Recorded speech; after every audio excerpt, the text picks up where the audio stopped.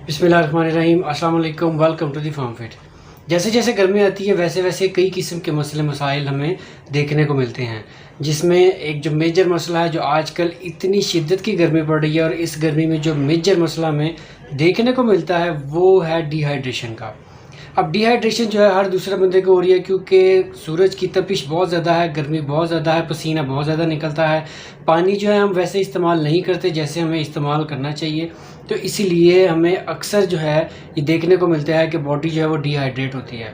उससे बचने के लिए और एक ऐसा फल जिसके इस्तेमाल से आपकी बॉडी डिहाइड्रेशन से बच सकती है और इसके अलावा आपकी बॉडी को उसके क्या क्या फ़ायदे होते हैं, आज की वीडियो में इंशाल्लाह हम शेयर करेंगे आपके साथ। तो शुरू करते हैं वीडियो को। आज जिस फल के बारे में मैं आपके साथ शेयर करूंगा वो गर्मियों का एक ऐसा ख़ास तोहफ़ा है जो कुदरत का हमारे लिए बहुत ही ज़बरदस्त किस्म का एक इनाम है, जिसको हम कहेंगे तरबूज।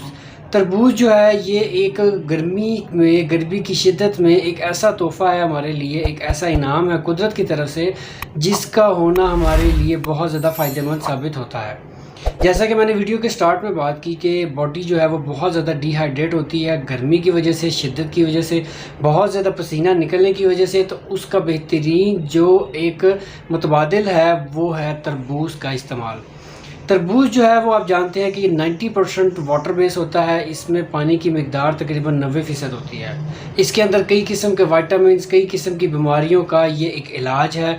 तो आज मैं बात करूँगा कि ये किन किन बीमारियों में कहाँ कहाँ पे इसका इस्तेमाल करना हमें ज़रूरी है और किन चीज़ों के साथ इसका इस्तेमाल हमने बिल्कुल नहीं करना। जैसा कि मैंने वीडियो के स्टार्ट में आपको बताया कि जो तरबूज है वो वाटर बेस होता है, 90% इसके अंदर पानी शामिल होता है। अगर हम एक कप जो है तरबूज लेते हैं या उसका जूस लेते हैं तो उसके अंदर विटामिन सी कितना पाया जाता है, तो मैं आपको बताता हूँ कि विटामिन सी जो है इसके अंदर 20% के करीब विटामिन सी पाया जाता है। अब विटामिन सी, जिस तरह मैंने आपको पहले बताया, कई वीडियो में बता चुका हूँ, विटामिन सी आपकी इम्यूनिटी के लिए, स्पेशली आपकी स्किन के लिए, आपकी बॉडी के लिए, आपके बॉडी के अंदर जो भी जरासीम पैदा हो रहे हैं, जो भी जर्म्स पैदा हो रहे हैं, जो भी बैक्टीरिया पैदा हो रहा है, उसके ख़िलाफ़ लड़ने के लिए विटामिन सी बहुत ही अहम किरदार अदा करता है। तो अगर आपको विटामिन सी की भरपूर मिकदार की ज़रूरत है तो आप एक कप तरबूज या उसका जूस अगर आप इस्तेमाल करते हैं तो विटामिन सी आपको भरपूर मिलता है। इसके अलावा विटामिन ए की एक मिकदार इसके अंदर पाई जाती है। विटामिन ए जो है वो भी इम्यूनिटी के लिए बहुत स्ट्रॉन्ग है और मैं अक्सर आपको बताया भी है कि विटामिन ए जो है आपकी नज़र के लिए, बसारत के लिए बहुत ही एक अहम तोहफ़ा है आपकी कुदरत का। तो विटामिन ए जो है इसके अंदर भरपूर किस्म का पाया जाता है। इसके अलावा विटामिन ए जो है कोलेस्ट्रॉल के लेवल को कंट्रोल करने के लिए, उसको स्टेबल करने के लिए बहुत ही अहम किरदार अदा करता है। इसके अलावा ये जो हार्ट हेल्थ होती है, आपके दिल को मजबूत करने के लिए भी विटामिन ए का भरपूर जो है वो काम होता है। इसीलिए विटामिन ए अगर आपको चाहिए तो आप तरबूज का इस्तेमाल कर लें। गर्मी की शिद्दत में अक्सर लोग कहते हैं जी हमसे पानी इतना ज़्यादा नहीं पिया जाता, हम 8, 10, 12, 15 गिलास हम कैसे पिएँ। तो अगर आपसे पानी नहीं पिया जाता तो आपको सजेशन ये है कि आप तरबूज का इस्तेमाल करें। तरबूज से इंशाल्लाह आपकी बॉडी जो है वो डिहाइड्रेट नहीं होगी और इससे जो है आपकी जो हाइड्रेशन है वो पूरी होगी, आपकी बॉडी जो है वो पानी की कमी उसमें नहीं होगी। इसलिए तरबूज का जो इस्तेमाल है वो आपकी बॉडी को भी भरपूर किस्म का हाइड्रेट रखता है।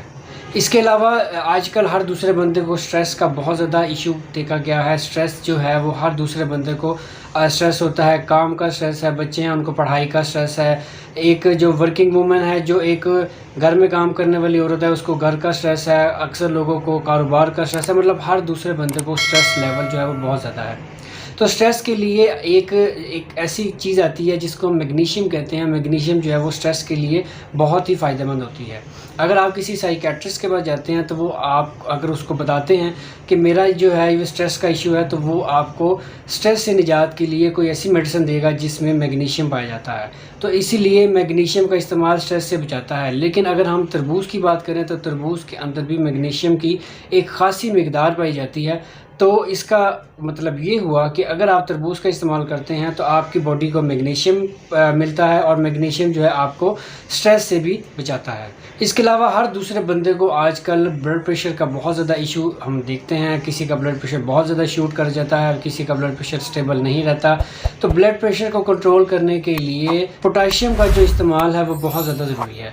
तो पोटाशियम जो है अक्सर आपने देखा होगा कि हमारी जो मेडिसिन ब्लड प्रेशर को कंट्रोल करने के लिए होती हैं उसमें पोटाशियम काफ़ी ज़्यादा पाया जाता है। तो इसलिए अगर आप नेचुरल तरीके से अपनी जो ब्लड प्रेशर का इशू है, ब्लड प्रेशर का जो एक लेवल है उसको कंट्रोल करना चाहते हैं तो पोटाशियम आपके लिए बहुत ज़्यादा ज़रूरी है।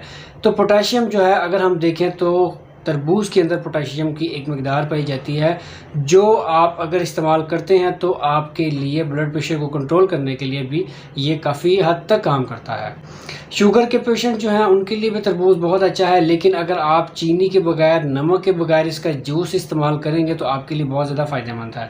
ये इंसुलिन रेजिस्टेंस में भी काम करता है। अक्सर लोग कहते हैं कि जी शुगर का पेशेंट हूँ तो मीठा है, तरबूज़ मीठा है तो मैं इसका इस्तेमाल नहीं कर सकता। आप नमक के बगैर, चीनी के बगैर इसका जूस पी सकते हैं।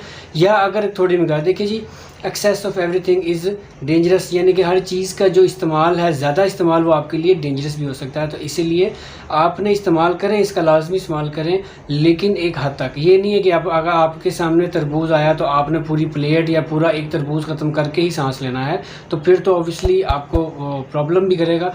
इसलिए इसकी मकदार खाएँ, लेकिन एक हद तक खाएँ, इंशाल्लाह वो आपको फ़ायदेमंद होगा। फाइबर की मकदार इसके अंदर नहीं पाई जाती, लेकिन अगर हम इसके अंदर पानी की मकदार को देखें तो पानी की मकदार इतनी ज़्यादा पाई जाती है जिसकी वजह से ये आपका डाइजेस्टिव सिस्टम को कंट्रोल करता है। अगर आपको कॉन्स्टिपेशन है, अगर आपका डाइजेस्टिव सिस्टम ठीक नहीं है, आपका जो मैदा है वो बहुत ज़्यादा हार्ट बर्न करता है, जलन करता है, तो आप अगर तरबूज का इस्तेमाल करते हैं तो आपके मैदे की गर्मी, आपके जिगर की गर्मी को ये दूर करता है। इसके अलावा इसका जो आखिरी फ़ायदा है वो बेहतरीन फ़ायदा ये है कि ये आपके वेट लॉस में बेहतरीन काम करता है। यानी कि कैसे काम करता है, ये देखिए जी, ये पानी से भरपूर है। आप अगर आप किसी से भी बात करें कि मैंने अपना वज़न कम करना है तो वो आपको कहेगा कि जी आप पानी का इस्तेमाल करें। तो तरबूज से हमें क्या मिल रहा है, हमें 90% पानी मिल रहा है। इसके अलावा आप ये इसमें फुलनेस का एहसास होता है। अगर आप थोड़ा सा तरबूज खा लें तो आपका जो फुलनेस का एहसास है वो इस हद तक होता है कि आपको भूख बिल्कुल नहीं लगती, आपका मैदा बिल्कुल फुल हो जाता है। तो इसलिए ये फुलनेस का एहसास, और इसमें जो कैलोरीज़ हैं वो कैलोरीज़ बहुत ज़्यादा कम पाई जाती हैं। यानी कि अगर आप इसका इस्तेमाल करते हैं तो आपका जो खाना है ये कैलोरीज़ आपको कम प्रोवाइड करेगा, लेकिन फुलनेस का एहसास ज़्यादा होगा। तो इसलिए आपका कैलोरीज़ कम लेना अपनी बॉडी में आपका वेट लॉस के लिए काफ़ी हद तक काम सर अंजाम देता है। यानी कि अगर आप हर खाने से पहले आधा घंटा पहले थोड़ा सा तरबूज खा लें तो आपको खाने में इतनी कमी महसूस होगी, यानी कि आपको खाना कम खाया जाएगा तो आपकी बॉडी जो है वो कैलोरीज़ कम इनटेक करेगी। तो अल्टीमेटली आपका क्या होगा, आपका वेट कम होगा। अब हम बात कर लेते हैं इसको किस चीज़ के साथ इस्तेमाल करना चाहिए, किसके साथ नहीं करना चाहिए। चूँकि ये पानी है, वाटर बेस है, तो आप इसको किसी टाइम भी इस्तेमाल कर सकते हैं, इसका कोई इशू नहीं है। आप खाली पेट भी इस्तेमाल कर सकते हैं, रात सोते वक्त भी इसका इस्तेमाल कर सकते हैं, लेकिन इसको किसी लिक्विड के साथ इस्तेमाल नहीं करना। जैसे हम दूध में इसका इस्तेमाल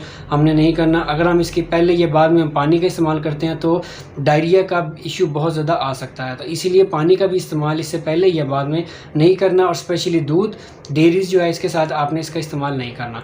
एक चीज़ की आपने एहतियात करनी है, इसके जो बीज हैं, अगर आप जूस बनाना चाहते हैं तो जूस में इसके जो बीज हैं उसको अच्छी तरह ब्लेंड कर दीजिएगा ताकि वो बिल्कुल नरम हो जाए, क्योंकि अगर इसका बीज कहीं आपकी इंटेस्टाइन में फंस जाए तो उसकी फ़ौरन सर्जरी होती है, क्योंकि इसका और दूसरा हल नहीं होता। इसलिए ये चीज़ से आप एहतियात करें। बाकी इस तरबूज को खाएँ, पिएँ, इंजॉय करें, बच्चों को खिलाएँ, बड़ों को खिलाएँ, खुद खाएँ, सब खाएँ, इंजॉय करें, क्योंकि गर्मी में ये एक अल्लाह का बहुत ही ख़ास तोहफ़ा है। ये वीडियो आपके लिए बनाई ताकि जिस तरह का मौसम चल रहा है आप इस मौसम से जो है वो बच सकें, आपकी बॉडी जो है वो डिहाइड्रेट ना हो और आप इसका भरपूर फ़ायदा उठा सकें। वीडियो पसंद आई तो लाइक शेयर ज़रूर करिएगा। इंशाअल्लाह ताला एक और वीडियो में फिर मुलाकात होगी। इजाज़त दें मुझे। अल्लाह हाफिज़।